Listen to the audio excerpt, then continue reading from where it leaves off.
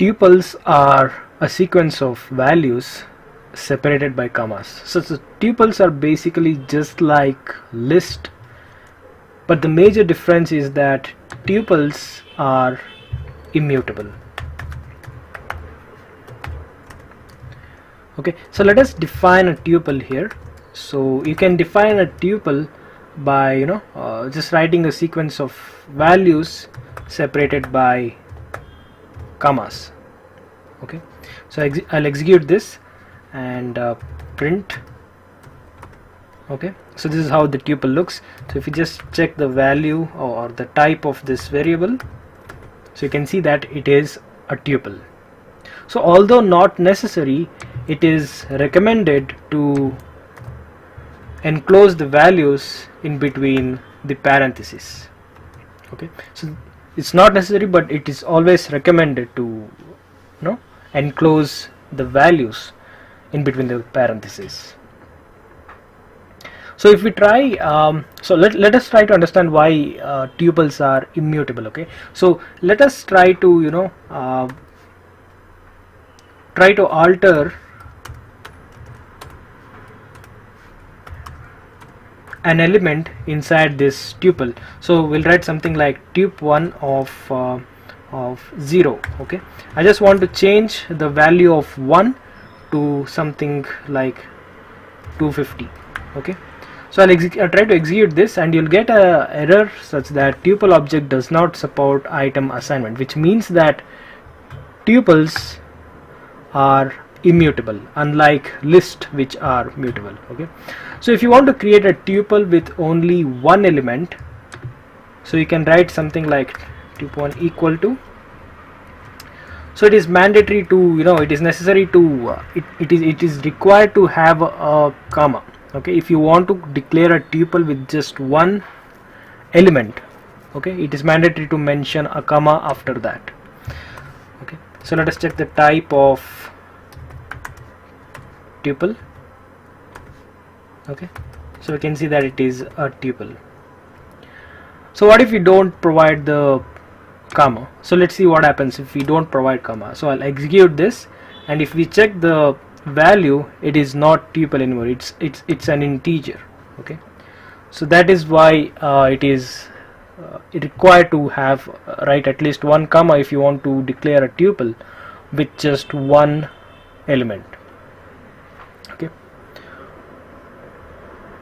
so let's now try declaring an empty tuple. Okay, just like list, we have two methods to declare an empty tuple. So you can also write opening and closing parenthesis.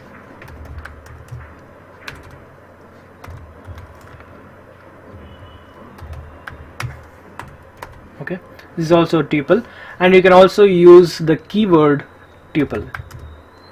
Tup1 equal to tuple opening and closing parenthesis. So this will also create an empty tuple. Okay, so just like lists, tuples can also have items with different data types. So here's an example. So I'll say tup1 equal to, and in between the parentheses I'll write 1 and then maybe a character and then a floating point number. And then you can also have a list inside the tuple, and you can also have a tuple inside the tuple. Okay, so you can have mixed items, I mean items with different data types inside of a tuple. Now we can use the plus operator to concatenate two tuples. Okay, so if I say, so let's say for example I have tuple A and B, and if I write plus C and D, so if I execute, so it will return a new tuple with concatenated values. So we can use star operator to replicate the items in a tuple. So for example, if I say I have a tuple here, A, B and C, and if I say star 3, so the values inside this tuple is going to replicate 3 times. So if I execute this, you get a tuple with the replicated values ABC, ABC and ABC, which is basically 3 times. So just like lists, we can index the tuples. Okay, so the indexing of tuples start from 0, just like lists. So when I say, when I declare a tuple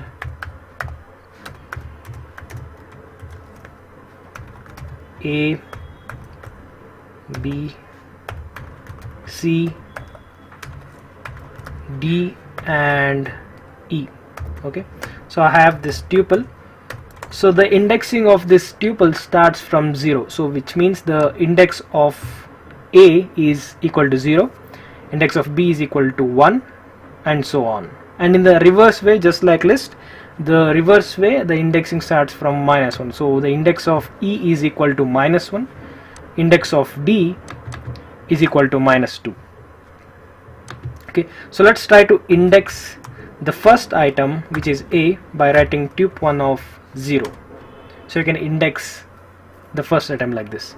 So if you want to index the last item, you can say tup1 of -1. It's going to return the last item. If you want to get the last second item, you can simply write tup1 of -2. Okay, so we can also do slicing in tuples. So what is slicing? Is basically all about extracting a certain extracting a certain piece of data from our tuples. Okay, so let me just define the tuple again. Okay, so now I'll just say tup1 of 0 is to 3. So this is going to return me the values A, B and C. Okay, so if I execute this, you'll get the values A, B and C, the subset of this tuple. Okay, so if you want to slice the entire tuple in reverse way, you can write something like tuple of is to -1. We have seen this in the list as well. So you are able to slice the entire tuple in a reverse way. Okay, so there's a built-in function in Python called divmod. Okay, it's called divmod. It's a built-in function which will return the quotient and remainder of two numbers when the two numbers are divided, and the return type is of tuple. Okay, so when I pass two numbers here, okay, I'll say maybe 5 and 2. So what is 5 divided by 2? It's basically 2.5, but if you want to express in terms of quotient and remainder, the quotient is 2 and the remainder is 1. Okay, so when you use this divmod built-in function, it's going to return a tuple of quotient and remainder when these two numbers 5 and 2 are divided. So when I execute this, you get this quotient and remainder. So this data type is again a tuple. Okay.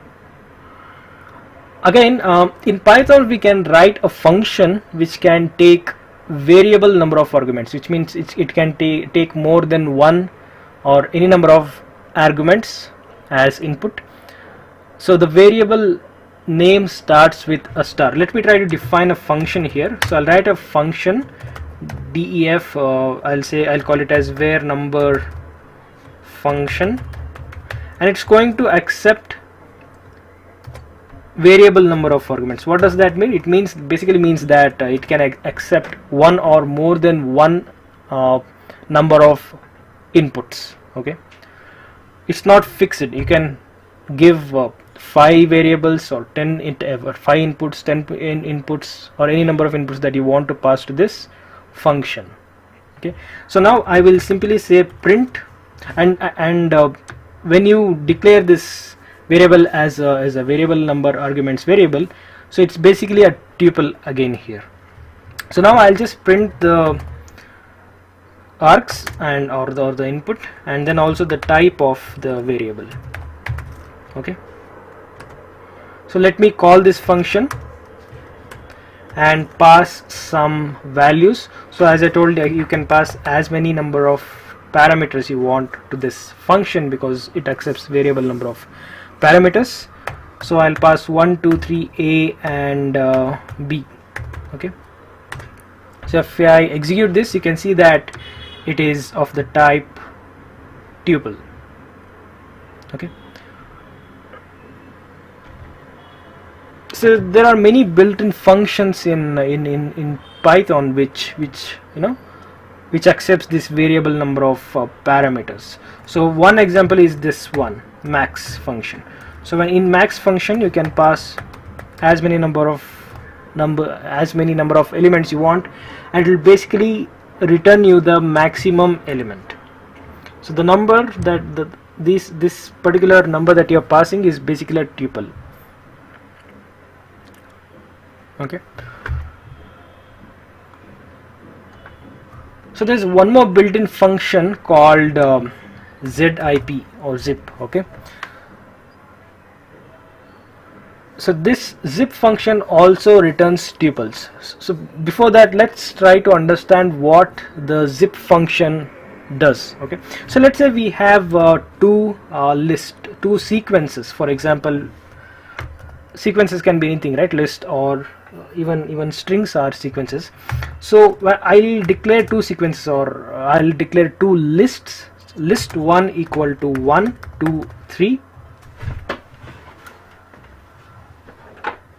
and list 2 equal to a, b and c. Okay, so I have two lists here.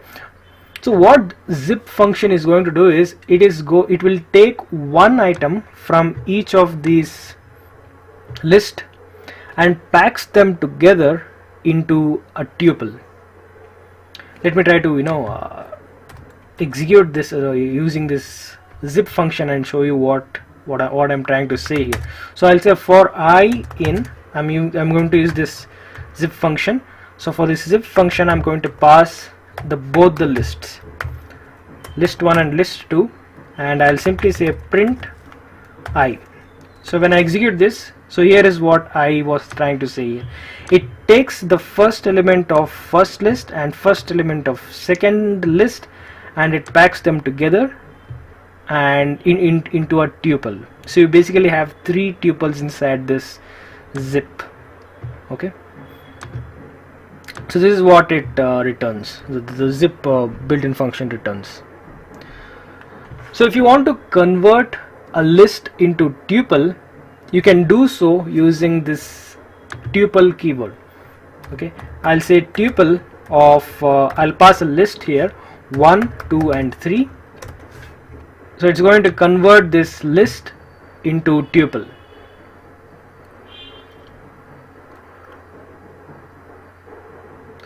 So tuples basically have the tuples do not have many functions like lists, but they have only two functions, which are index and count. So let me try to show you. So when I declare this tuple a, b and c, so when I say tuple one dot, so you can see, right, it has only two functions on top of it. So the index function can be used to find the index of a certain item. So when I say index of b, we know that the index of b is equal to 1, so that is what it's going to return. So what does count do? So let's say, for example, I have a, and I want to find the number of times a is appearing in my tuple. So you can basically use the count function.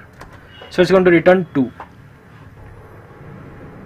Okay, so that's about the built-in functions in tuple.